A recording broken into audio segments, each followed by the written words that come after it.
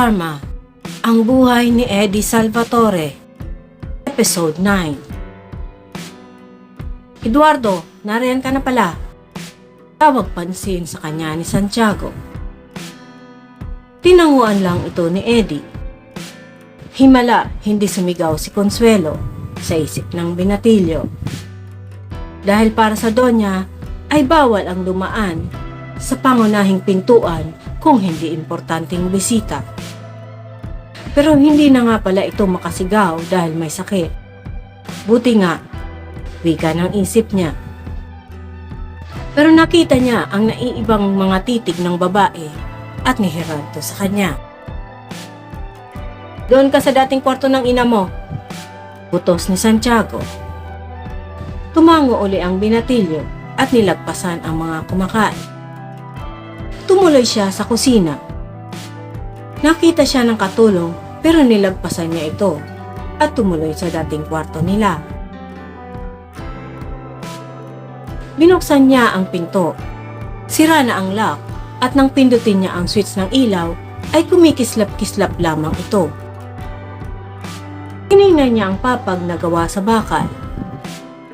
Walang ipinagbago at mas higit pa itong maalog at makalawa. Nanghihinang napaupo ang binatilyo. Pakiramdam niya ay nasa tabi lamang niya ang kanyang ina. Pinigilan niya ang pagsingaw ng kanyang mga luha. Ipinangako niya sa sarili na hindi na siya iiyak. Nag-angat siya ng kanyang mukha na may tumawag sa kanyang pansin, ang katulong sa mansyon. Hindi pa nalilinis ang kwartong yan mula nang huling ginamit ng namatay. Mahinang wika nito. Mababanag sa mukha nito ang pag-aalangan na lumapit sa pinto ng kwarto. Sige po, lilinisin ko na lamang, sagot ng binatilyo. Nang umalis ang katulong ay tumayo si Eddie. Sa kaunting liwanag ay ginala niya ang kanyang mga mata. Naroon pa ang ilang pirasong damit ng kanyang ina. Mga damit na parang damit pulubi. Kinuha niya ang mga ito at niyakap. Pangako, Nay. Magbabayad sila. Bulong niya sa sarili. Malalim na ang gabi pero hindi dalawin ng antok si Eddie. Yakap-yakap pa rin niya ang damit ng kanyang ina. Nagsasalimbayan sa kanyang isip ang mga dinanas nilang paghihirap mula kay Consuelo. Ang laging laman ng sulat ng kanyang ina ay maayos lang ito at wala siyang dapat na ipag-alala. Pero kabaliktaran ang sinasabi ng kanyang ina dahil kung nasa maayos ito ay hindi dapat ito nagkasakit at namatay. Kahit bangkay ng kanyang ina ay hindi niya nasilayan. Kumukulo ang kanyang dugo at nagtagis ang kanyang mga bagang. Inay, pakiusap, yakapin mo ko. Gusto kitang maramdaman. Mariing pumikit si Eddie habang yakap ang mga damit ng ina.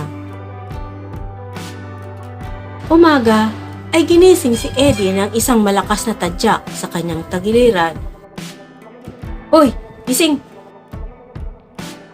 Pupungas-pungas na bumangon si Eddie.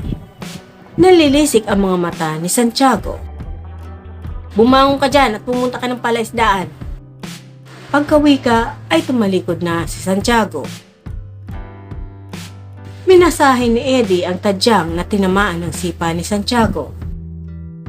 Nakatingin sa kanya ang katulong na nasa kusina pero agad din itong lumayo.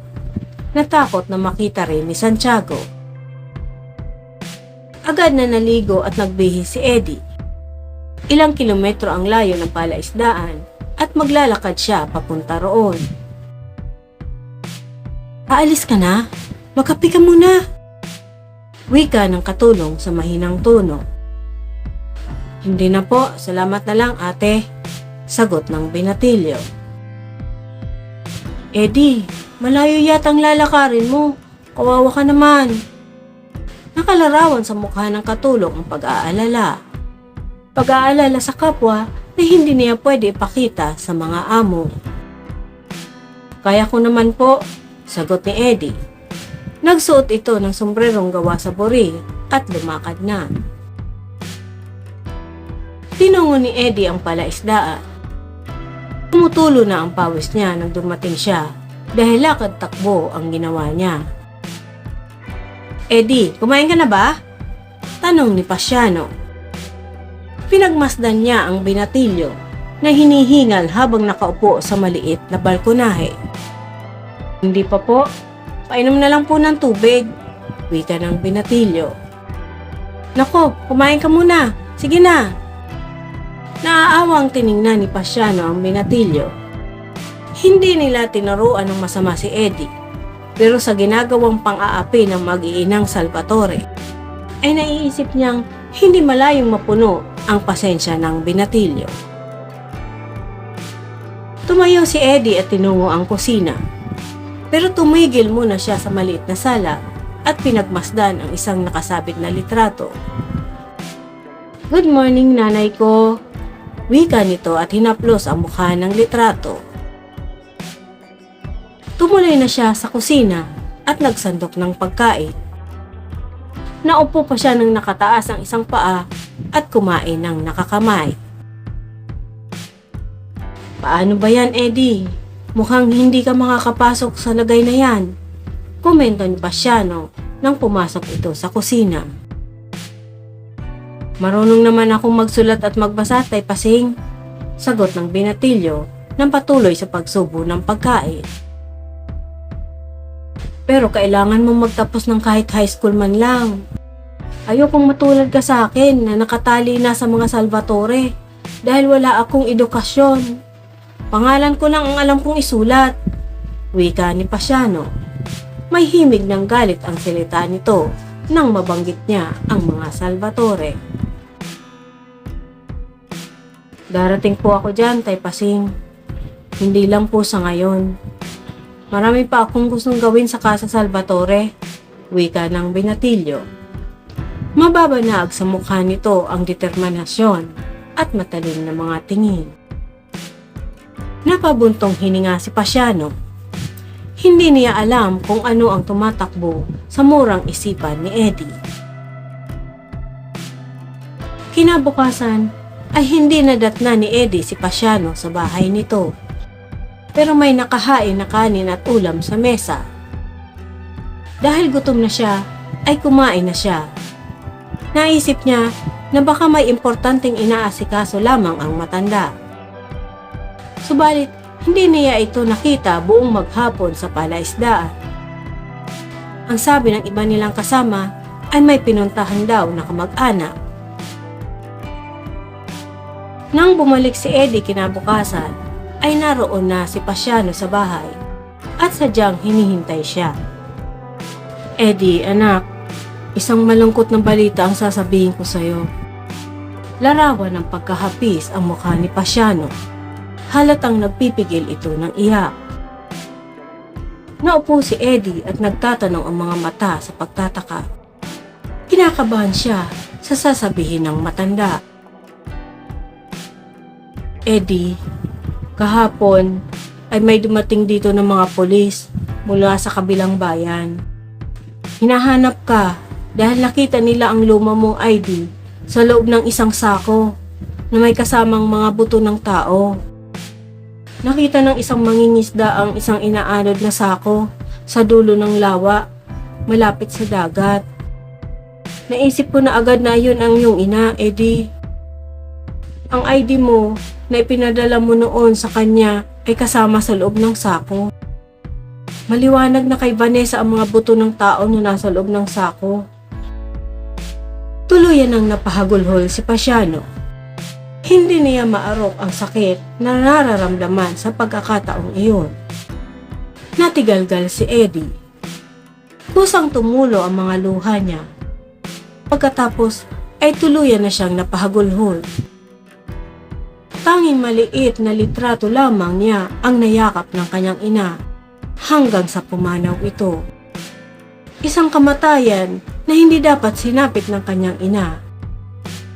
Hindi niya ito naipagtanggol at naialis sa pang-aalipin ng pamilyang Salvatore. Mahigpit na niyakap ni Pasiano si Eddie. Alam niyang masigit na sakit ang nararamdaman ng binatilyo sa pagkakataon na yon. Patawad, Eddie. Sinabi ko sa mga pulis na hindi ko alam kung saan nagtatrabaho si Vanessa at matagal na rin natin siyang hinahanap. Naduwag ako, Eddie. Natakot ako para sa'yo. Wala tayong laban kay Doña Consuelo at sa mga anak nito. Mayaman sila at nabibili nila ang batas. Nasaan na po siya, Tay Pasing? Tanong ng binatilyo. Wala pa rin itong tigil sa paghagulhol. Pinalibing ko ang iyong ina sa kabilang bayan kung saan siya natagpuan. Sasamahan kita doon, wika ni Pasiano. Yakap pa rin ni Pasiano ang nagdadalamhating binatilyo. Ramdam niya na ang bawat hagulhol nito ay naghahanap ng katarungan. Nang dalawin nila ang puntod ay walang tigil sa pagpalahaw si Eddie habang nakadipa at nakayakap sa lupang puntod ng sariling ina. Hindi sapat ang mga luha para maibsan ang galit niya.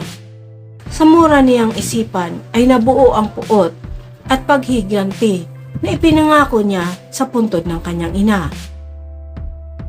Tuyo na ang mga luha ni Eddie nang umuwi siya sa mansyon. Kung pwede lamang, ay sunugin ng kanyang paningin ang mag-anak na sina Consuelo, Santiago at Gerardo ay gagawin niya. Eddie, kumain ka na ba? Tinawag ang kanyang pansin ng katulong na si Merly nang makita siyang papasok ng kanyang kwarto. Hindi po ako nagugutom. Matamlay na sagot ng binatilyo. Hindi niya tiningnan ang katulong dahil namamaga pa rin ang kanyang mga mata sa kakaiyak. Pagpasok niya ay agad niyang isinarado ang pinto ng kwarto. May ilaw na ang kwarto dahil binigyan siya ni Merly ng bagong bombilya. Nahiga siya sa papag at bumuga ng hangin. Ayaw na niyang umiyak. Hindi makakatulong ang pag-iyak sa kanyang paghihiganti sa mga taong may atraso sa kanila. Ano ang gagawin ni Eddie ngayong nalaman niya ang kalunos-lunos na sinapit ng bangkay ng kanyang ina? Abangan sa susunod na kabanata.